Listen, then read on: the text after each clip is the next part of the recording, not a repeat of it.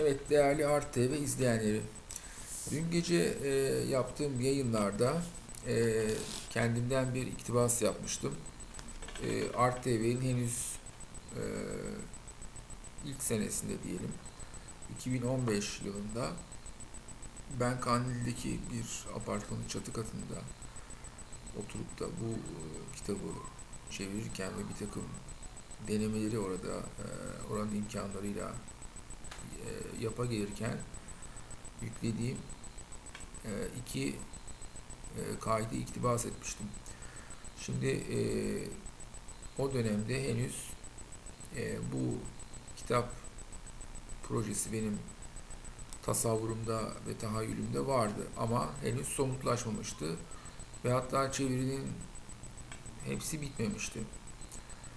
E, Çevirinin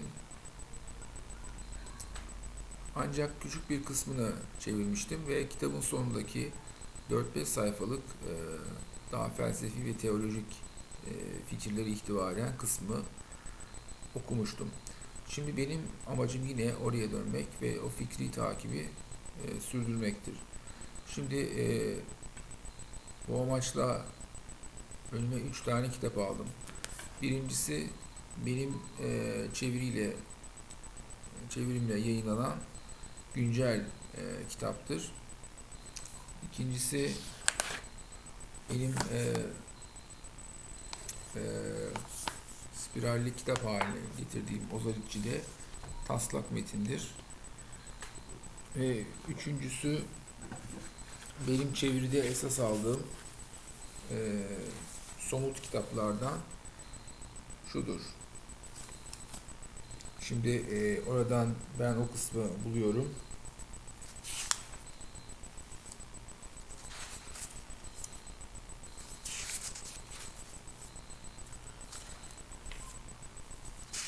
Şimdi bu Optiği'nin 3. kitabının 1. kısmının sonundaki bir kısımdır. Book 3 Part 1. Önce ben orijinalini okuyayım. Şimdi bu kitaba göre 397. sayfadadır. 3. kitabın 1. kısmı. Ama kitabın sonuna doğru birkaç sayfada ilginç şeyler söylenmiştir. Şimdi önce ben bir orijinalini okuyayım. Ondan sonra kendi çeviri denememi takdim edeyim. Ondan sonra biraz daha onu belki ayrı bir şeyde yorumlamayı deneyebilirim. And thus nature will be very conformable to herself and very simple, performing all the great motions of the heavenly bodies by the attraction of gravity, which intercedes those bodies, and almost all the small ones of their particles by some other attractive and repelling powers which intercede the particles. The vis inertiae is a passive principle by which bodies persist in their motions or rest.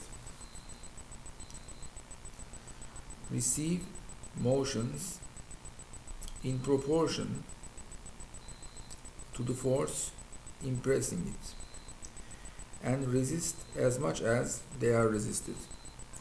By this principle alone, there never could have been any motion in the world. Some other principle was necessary for putting bodies into motion, and now they are in motion. Some other principle is necessary for conserving the motion. For from the various composition of two motions, it's very certain that there is not always the same quantity of motion in the world. For if two globes joined by a slender rod revolve about their common center of gravity with an uniform motion, while that center moves on uniformly in a right line drawn in the plane of their circular motion, the sum of the motions of the two globes, as often as the globes are in the right line described by their common center of gravity, will be bigger than the sum of their motions when they are in a line perpendicular to that right line. By this instance, it appears that motion may be got or lost, but by reason of the tenacity of the fluids and attrition of their parts and the weakness of elasticity in solids, motion is much more apt to be lost than got, and is always upon the decay. For bodies which are either absolutely hard or so soft as to be void of elasticity will not rebound from one another. Impenetrability makes them only stop if two equal bodies meet directly in vacuo. They will by the laws of motion stop where they meet and lose all their motion and remain in rest unless they be elastic and receive new motion from their spring.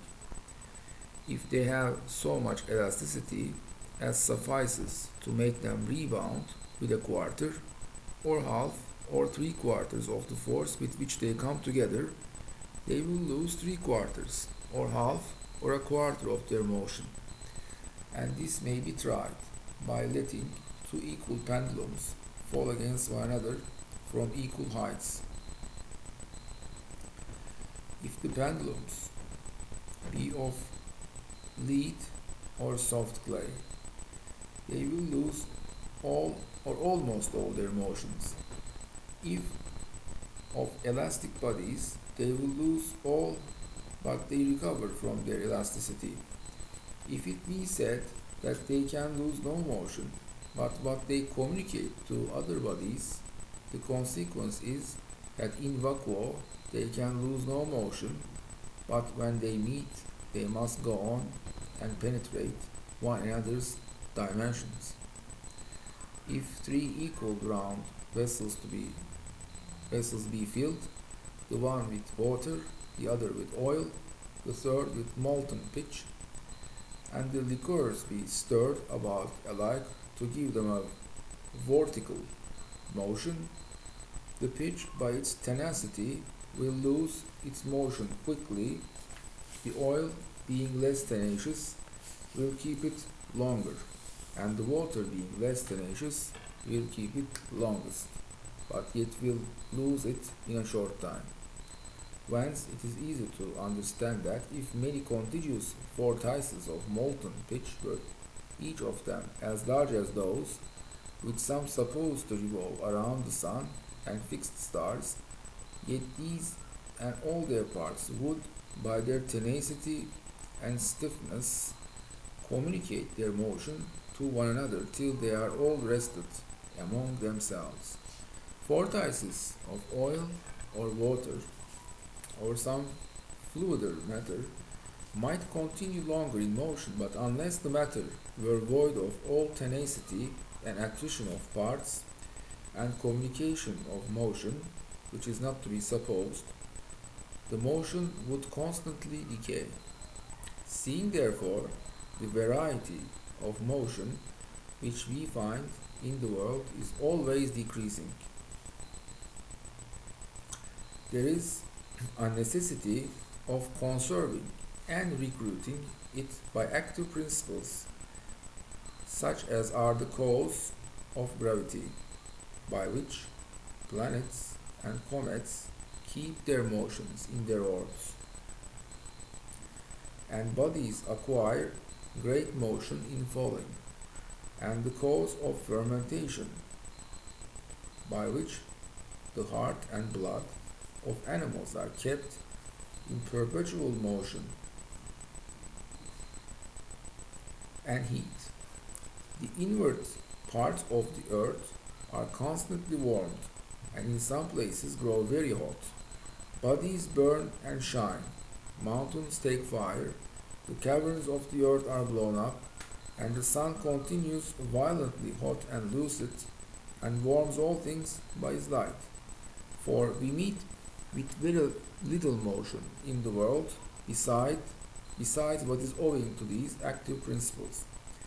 And if it were not for these principles, the bodies of the earth, planets, comets, sun, and all things in them would grow cold and freeze and become inactive masses. And all putrefaction, generation, vegetation, and life would cease, and the planets and comets would not remain in their orbs. All these things being considered, it seems probable to me that God in the beginning formed matter in solid, massive, hard, impenetrable, movable particles of such sizes and figures and with such other properties and in such proportion to space as most conduced to the end for which he formed them, and that these primitive particles, being solids, are incomparably harder than any porous bodies compounded of them, even so very hard as never to wear or break in pieces, no ordinary power being able to divide what God himself made one in the first creation. While the particles continue entire, they may compose bodies of one and the same nature and texture in all ages, but should they wear away or break in pieces, the nature of things depending on them would be changed. Water and earth, composed of old worn particles and fragments of particles, would not be of the same nature and texture now, with water and earth composed of entire particles in the beginning, and therefore that nature may be lasting, the changes of corporeal things are to be placed only in the various separations and new associations and motions of these permanent particles. Compound bodies being apt to break, not in the midst of solid particles, but where those particles are led together and only touched in a few points. It seems to me further that these particles have not only a vis inertiae accompanied with such passive laws of motion as naturally result from that force, but also that they are moved by certain active principles, such as is that of gravity, and that which causes fermentation and cohesion of bodies. These principles I consider not as occult qualities supposed to result from the specific forms of things, but as general laws of nature by which the things themselves are formed, their truth appearing to us by phenomena, though their causes be not yet discovered. For these are manifest qualities, and their causes only are occult. And the Aristotelians gave the name of occult qualities, not to manifest qualities, but to such qualities only as they suppose to lie hid in bodies, and to be unknown causes of manifest effects, such as would be the causes of gravity, and of magnetic and electric attractions, and of fermentations, if we should suppose that these forces or actions arose from qualities unknown to us, and incapable of being discovered and made manifest. Such occult qualities put a stop to the improvement of natural philosophy, and therefore of late years have been rejected. To tell us that every species of things is endowed with an occult specific quality by which it acts and produces manifest effects is to tell us nothing, but to derive two or three general principles of motion from phenomena, and afterwards to tell us how the properties and actions of all corporeal things follow from those manifest principles, would be a very great step in philosophy, though the causes of those principles were not yet discovered. And therefore I scruple not to propose the principles of motion above mentioned, they being of very general extent, and leave their causes to be found out. Now, by the help of these principles, all material things seem to have been composed of the hard and solid particles above mentioned, variously associated in the first creation by the counsel of an intelligent agent. For it became him who created them to set them in order. And if he did so, it's unphilosophical to seek for any other origin of the world, or to pretend that it might arise out of a chaos by the mere laws of nature.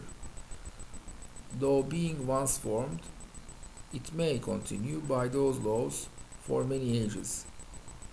For while comets move in very eccentric orbs in all manner of positions, blind faith could never make all the planets move one and the same way in orbs concentric.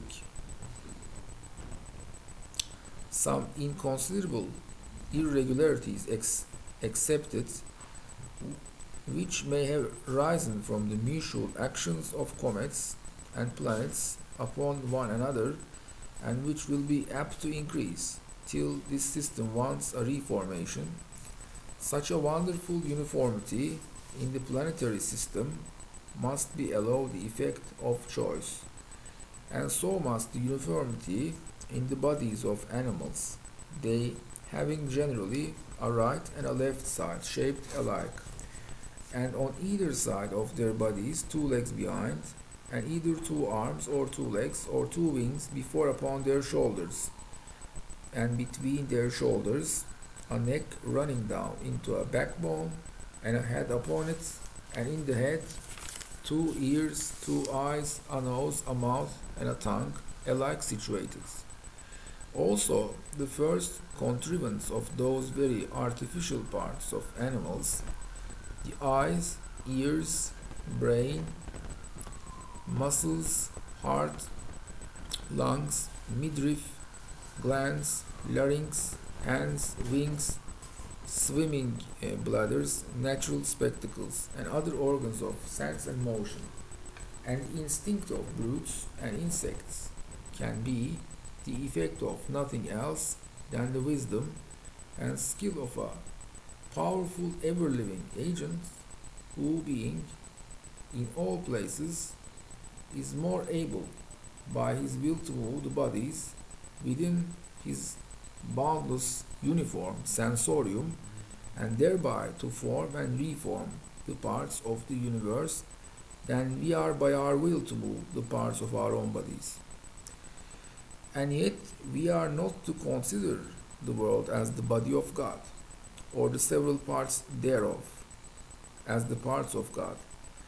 He is an uniform being, void of organs, members, or parts, and they are his creatures, subordinate to him, and subservient to his will, and he is no more the soul of them than the soul of man is the soul of the species of things carried through the organs of sense into the place of its sensation, where it perceives them by means of its immediate presence without the intervention of any third thing. The organs of sense are not for enabling the soul to perceive the species of things in its sensorium, but only for conveying them thither, and God has no need of such organs, he being everywhere present to the things themselves. And since space is divisible in infinitum, and matter is not necessarily in all places, it may be also allowed that God is able to create particles of matter of several sizes and figures, and in several proportions to space, and perhaps of different densities and forces, and thereby to vary the laws of nature and make worlds of several sorts in several parts of the universe. At least I see nothing of contradiction in all this. As in mathematics, so in natural philosophy, The investigation of difficult things by the method of analysis ought ever to precede the method of composition.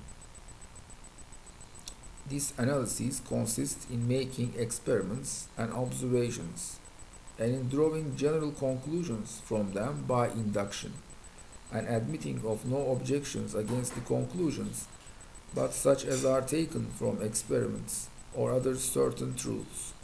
For hypotheses are not to be regarded in experimental philosophy, and although the arguing from experiments and observations by induction be no demonstration of general conclusions, yet it is the best way of arguing which the nature of things admits of, and may be looked upon as so much the stronger, by how much the induction is more general.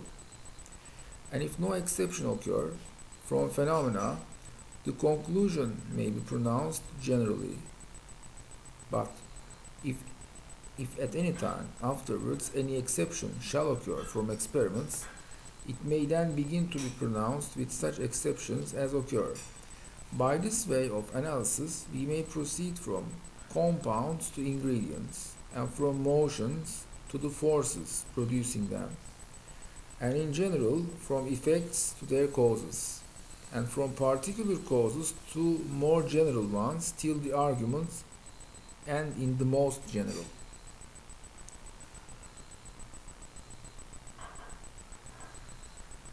This is the method of analysis, and the synthesis consists in assuming the causes discovered and established as principles, and by them explaining the phenomena proceeding from them, and proving the explanations.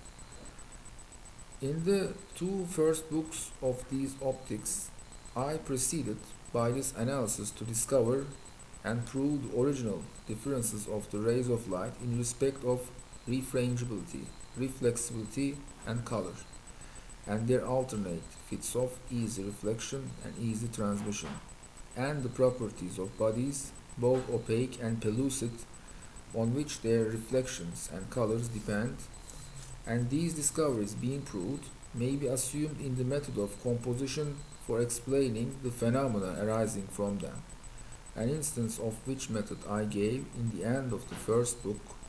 In this third book I have only begun the analysis of what remains to be discovered about light and its effects upon the frame of nature, hinting several things about it, and leaving the hints to be examined and improved by the farther experiments and observations of such as are inquisitive. And if natural philosophy, in all its parts, by pursuing this method, shall at length be perfected, the bounds of moral philosophy will be also enlarged. For so far as we can know by natural philosophy what is the first cause, what power he has over us, and what benefits we receive from him, so far our duty towards him, as well as that towards one another, will appear to us by the light of nature. And no doubt, if the worship of false gods had not blinded the heathen, their moral philosophy should have gone farther than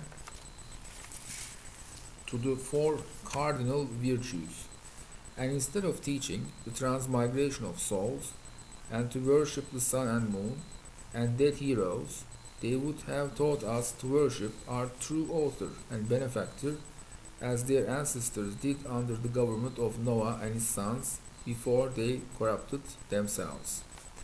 Şimdi bu İngilizce metni, bir de sonraki seansta tercüme denememi okuyayım.